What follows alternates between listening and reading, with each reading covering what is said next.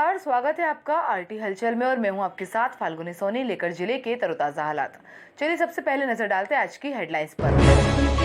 गंदगी से परेशान रहवासियों ने सड़कों पर उतरकर जताया विरोध। पौष्टिक आहार में इल्लियां निकलने की शिकायत पर परियोजना अधिकारी ने आंगनवाड़ी केंद्र पहुंचकर की जांच। घर की लाइट सुधारते वक्त करंट लगने से झुलसा युवक, जिला अस्पताल में भर्ती। अवैध निर्माण को वैध कराने के लिए 38 मकान मालिकों ने निगम में दिए आवेदन। और अब गतिविधियां विस्तार के साथ।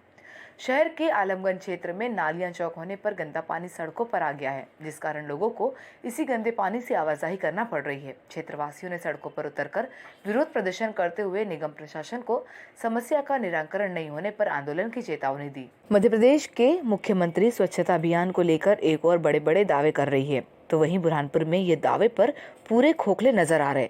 बुरहानपुर की मालीवाड़ा वार्ड में नालियों का गंदा पानी सड़कों पर आ रहा है। क्षेत्रवासियों को इसी गंदे पानी से आवाजाही करना पड़ रही है। आज रहवासियों ने सड़कों पर उतरकर विरोध प्रदर्शन किया। क्षेत्रवासियों का कहना है कि आए दिन नालियां चौक होने के कारण गंदा पानी सड़कों पर आ जाता है। कई बार नगर निगम में इसकी शिकायत की है, लेकिन इसके बावजूद भी कोई सुनवाई नहीं हो रही। आज विरोध प्रदर्शन कर रहे लोगों ने प्रशासन को चेतावनी देते हुए कहा कि यदि इसके बावजूद भी समस्या का निराकरण नहीं होता है तो नगर निगम परिसर में धरना आंदोलन करेंगे। अब देखना ये होगा कि नगर निगम के जिम्मेदारों द्वारा इस समस्या का निराकरण किया जाता है या इसी तरह लोगों को गंदगी से परेशान होना पड़ेगा। हाँ, ये नाला जो है हमेशा इसी तरह बहता रहता है। पानी इसका गटर का पानी बाहर बहता सड़कों पर, और कई बार शिकायतें करते हैं, थोड़ा सा ऊपर साफ सफाई करके चले जाते हैं, बस फिर नाला जैसे का वैसा रहता है। अरे भैया नाला साफ नहीं होता, गंदा पानी हमेशा बहता रहता है। परेशानी है, नाले की परेशानी है, दिक्कत है। ये 3 दिन से कुत्ता मारा हुआ, जमादार को बोल बोल के थक गए, परेशान हो गए। अभी तक के कोई आने को खाली नहीं है, वो बास मार रहे वहाँ 3 दिन हो गए। शहर के इंदिरा कॉलोनी क्षेत्र के आंगनवाड़ी में शुक्रवार को पौष्टिक आहार में इल्लियां निकलने का मामला सामने आया था, जिसकी शिकायत जांच करने के लिए आज परियोजना अधिकारी आंगनवाड़ी केंद्र पहुंची। जांच में पौष्टिक आहार में मुरमुरे होने की बात सामने आई। शहर की इंदिरा कॉलोनी क्षेत्र की आंगनवाड़ी क्रमांक 1 से खिचड़ी पौष्टिक आहार ले जाने के बाद घर पर महिला द्वारा बनाए जाने पर उसमें इल्लियां निकलने का मामला सामने आया, जिसकी जांच करने के लिए आज परियोजना अधिकारी आंगनवाड़ी केंद्र पहुंची, जहां पर उन्होंने आंगनवाड़ी कार्यकर्ता और हितग्राहियों से पौष्टिक खिचड़ी बनवाई। परियोजना अधिकारी कमला बनोदा आंगनवाड़ी केंद्र पहुंची, जहां पर उन्होंने पौष्टिक खिचड़ी की जांच की। जांच में यह पाया कि इसमें किसी प्रकार की इल्लियां नहीं है, उसमें मुरमुरे डाले गए हैं, जिसको महिला इल्लियां समझ रही थी। महिला को केंद्र पर बुलाया, लेकिन महिला केंद्र पर नहीं पहुंची। मैं इंदिरावाड़ आंगनवाड़ी क्रमांक 3 की कार्यकर्ता हूं और मेरे द्वारा कल जब THR से खिचड़ी बांटी गई तो उसके में जो परिवार है उन्होंने बनाया और वो बता रहे हैं कि इसमें इल्ली है, लेकिन मैं खुद स्वयं जाके देख कर आई, उसमें कोई इल्ली नहीं थी। इंदिरा कॉलोनी की उसमें शिकायत प्राप्त हुई, जिसमें पाया गया कि जो THR आता है, जो खिचड़ी के पैकेट होते हैं, वो एक महिला द्वारा बनाया गया घर पे, तो उसमें इल्लियाँ निकली हैं, जिसकी जांच के लिए मैं आज आंगनवाड़ी केंद्र पे आई हूँ। उस महिला को मैंने बुलाया तो वो महिला अभी तक आई नहीं हुई है, और जो मैडम प्रीति राठौर मैडम है उनको भी बुलाया तो वो भी अभी नहीं आई हुई हैं। यहाँ पर गर्भवती धात्री महिलाओं द्वारा भी खिचड़ी बना के दी गई हैं, तो मैंने जांच किया और जो THR का पैकेट है वो भी जांच करी, तो इसमें कोई भी इल्ली जैसा कोई भी ऐसी शिकायत नहीं मिली मुझे। खकनार थाना क्षेत्र के आम गांव में घर की लाइट सुधारते वक्त बिजली की पोल से करंट लगने पर युवक के हाथ पैर बुरी तरह से झुलस गए। घायल को उपचार के लिए जिला अस्पताल में भर्ती किया है, जहां पर उसका उपचार जारी है। खकनार थाना क्षेत्र के आम गांव में रहने वाले 28 वर्षीय युवक को घर की लाइन सुधारते वक्त करंट लगने से वह बुरी तरह झुलस गया। इसी तरह मौजूद लोगों ने घायल युवक को उपचार के लिए जिला अस्पताल में भर्ती करवाया। प्राप्त जानकारी के अनुसार आम गांव निवासी 28 वर्षीय मुकेश सदरिया घर की लाइट बंद होने पर लाइट के खंभे से लाइट सुधार रहा था। इसी दौरान खंभे में करंट आने से वह चिपक गया। चिपकने से उसका हाथ और पैर बुरी तरह से झुलस गया है, जिसको उपचार के लिए जिला अस्पताल में भर्ती कराया, जहां पर उसका उपचार चल रहा है। मध्य प्रदेश सरकार की अवैध आवासों को वैध कराने वाली योजना के तहत बुरहानपुर नगर निगम ने 70 लोगों को नोटिस दिए थे, जिसमें से 38 लोगों ने अपने आवास को वैध करने के लिए आवेदन दिए। नगर निगम ने 32,80,000 रुपए का राजस्व वसूला है। मध्य प्रदेश सरकार की अवैध निर्माण को वैध करने की योजना के तहत बुरहानपुर नगर निगम द्वारा 70 मकान मालिकों को नोटिस दिए गए थे, जिनमें से 38 मकान मालिकों ने अपने आवासों को वैध करवाया। 38 आवासों के वैध होने पर नगर निगम को 32,80,000 रुपए का राजस्व वसूला है। नगर निगम के इंजीनियर विशाल मोहन ने बताया कि अवैध आवासों को वैध करने की योजना के तहत बुरहानपुर नगर निगम द्वारा 70 लोगों को नोटिस दिए गए थे, जिसमें से 38 आवास मालिकों ने अपने आवासों को वैध करवाया, जिनसे नगर निगम ने 32,80,000 का राजस्व वसूला है। इस योजना में 2 भागों में मकानों को वैध किया जा रहा है। वन योजना में वे लोग शामिल हैं जिन्होंने परमिशन लेकर नक्शे के आधार पर अपना मकान नहीं बनाया है, और दूसरे वे लोग जिन्होंने अभी तक मकान बनाने के लिए किसी भी तरह की अनुमति नहीं ली है। इस तरह के आवासों को वैध करने के लिए जाने वाली राशि के भुगतान में नगर निगम द्वारा 30% की छूट दी जा रही है। छूट पाने के लिए मकान मालिकों को 28 फरवरी तक नगर निगम में आवेदन करना होगा। 28 फरवरी के बाद किसी भी तरह के भुगतान पर छूट नहीं दी जाएगी। शासन के द्वारा कंपाउंडिंग के नियमों में कुछ नवीन बदलाव लाए थे। इसके तहत टाइप 1 और टाइप 2 दोनों तरह के आवेदन स्वीकृत किए जाते हैं, जिसमें अनुमति हो चाहे ना हो, दोनों तरह की जो बिल्डिंग परमिशंस हैं उन लोग के लिए आप अप्लाई कर सकते हो, अनुज्ञा प्राप्त कर सकते हो। अभी तक टाइप 1 कंपाउंडिंग में 38 आवेदन कुल स्वीकृत हुए हैं, जिसमें विभिन्न जो ओनर हैं उनके द्वारा अपने नक्शे को स्वप्रमाणित करके पोर्टल में सिटीजन पोर्टल के माध्यम से अप्लाई करके 38 आवेदन स्वीकृत हुए हैं, जिसमें नगर निगम कोष में 32,80,000 रुपये आज की तारीख तक जमा हो चुके हैं। मध्य प्रदेश सरकार के नव भारत साक्षरता अभियान की ग्रामीण क्षेत्र में शुरुआत होने जा रही है, जिसको लेकर अब 15 से अधिक आयु के बिना पढ़े हुए छात्र छात्राओं और बुजुर्गों को शाला में पढ़ाने की तैयारी की जा रही है। मध्य प्रदेश सरकार की नव भारत साक्षरता अभियान की ग्रामीण क्षेत्रों में शुरुआत होने जा रही है, जिसको लेकर 15 साल से अधिक आयु के बिना पढ़े हुए छात्र छात्रा और बुजुर्गों को शालाओं में पढ़ाने की तैयारी की जा रही है, जिसको लेकर ग्रामीणों को पढ़ाने वाले अक्षरों की नियुक्ति की जा रही। BRC राजकुमार मंडलोई ने बताया कि शासन से प्राप्त निर्देशानुसार 1 अप्रैल 2022 से 31 मार्च 2027 तक ग्रामीण क्षेत्रों की शालाओं में कक्षाएं संचालित की जाएगी, जिसको लेकर तैयारियां की जा रही है। बिना पढ़े हुए लोगों का सर्वे कराकर उन्हें शालाओं में एडमिशन दिए जा रहे हैं। अभी फिलहाल में शासन द्वारा पढ़ना लिखना अभियान कार्यक्रम चालू हो रहा है। इसके अंतर्गत नव भारत साक्षरता अभियान उसका नाम दिया गया है। इसमें 15 वर्ष से वयस्क जो निरक्षर है उनका सर्वे अभी किया जा रहा है। इस योजना का उद्देश्य है कि 1 अप्रैल 22 से लगाकर 31 मार्च 2070 से योजना चलेंगी। इसके अंदर हम प्रत्येक ग्राम में ग्राम प्रभारी की नियुक्ति कर दी गई है, और उनका जो निरक्षर है उनको अक्षर नाम दिया गया है, उनका सर्वे किया जा रहा है।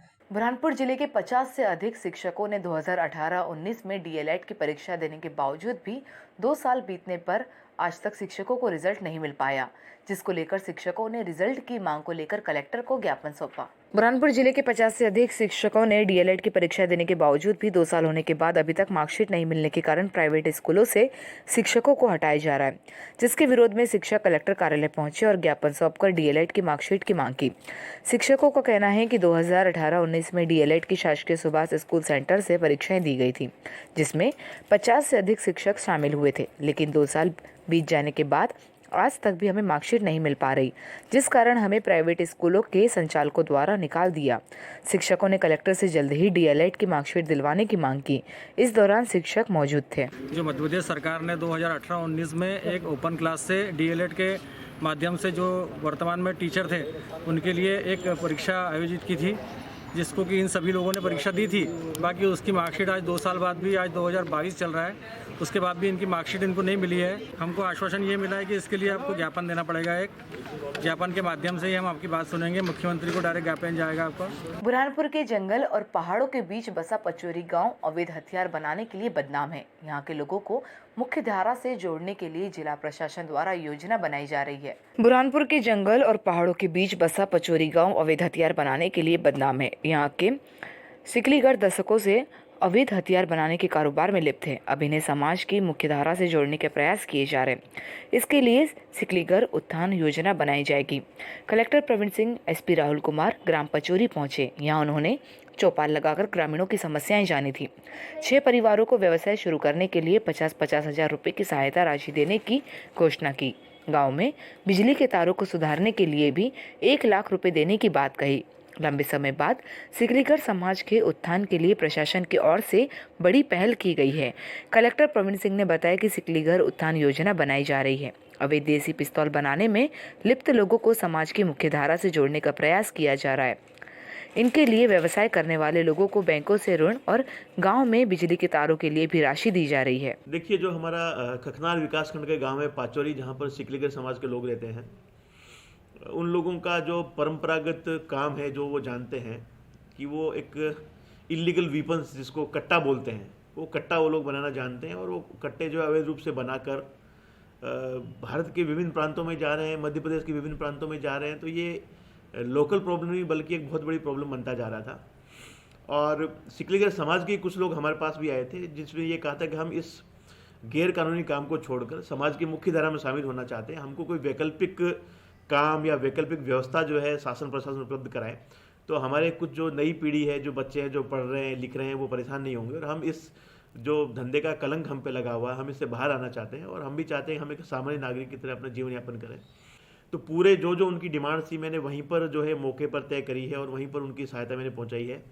और मध्य प्रदेश शासन को भी मैं एक पूरा राइटअप बना के, एक पूरा सिस्टम बना के, एक पूरी योजना बना के भेजने की सोच रहा हूँ कि कैसे सिकलीगर समाज के उत्थान के लिए, कल्याण के लिए, ताकि ये लोग मुख्य धारा में जुड़ जाए और इस अवैध काम को, कट्टा बनाने के काम को छोड़ दें। वो भी पूरा प्रपोजल मैं यहाँ बना रहा हूँ, मेरी टीम लगी है, हम प्रपोजल बना के भेजेंगे। मेरा सिकलीगर जाति के लोगों से अनुरोध रहेगा कि हम लोगों ने आपकी तरफ पहला कदम बढ़ाया है। हम लोग चाहते हैं कि आप लोग जो है समाज की मुख्य धारा में जुड़कर व्यवस्थित आम नागरिक की तरह लीगली अपना जीवन यापन करें। शाहपुर क्षेत्र के इच्छापुर देवी मंदिर परिसर में 7 दिवसीय श्रीमद् भागवत कथा के अंतिम दिन भगवान श्री कृष्ण और सुदामा के मिलन का वर्णन किया गया।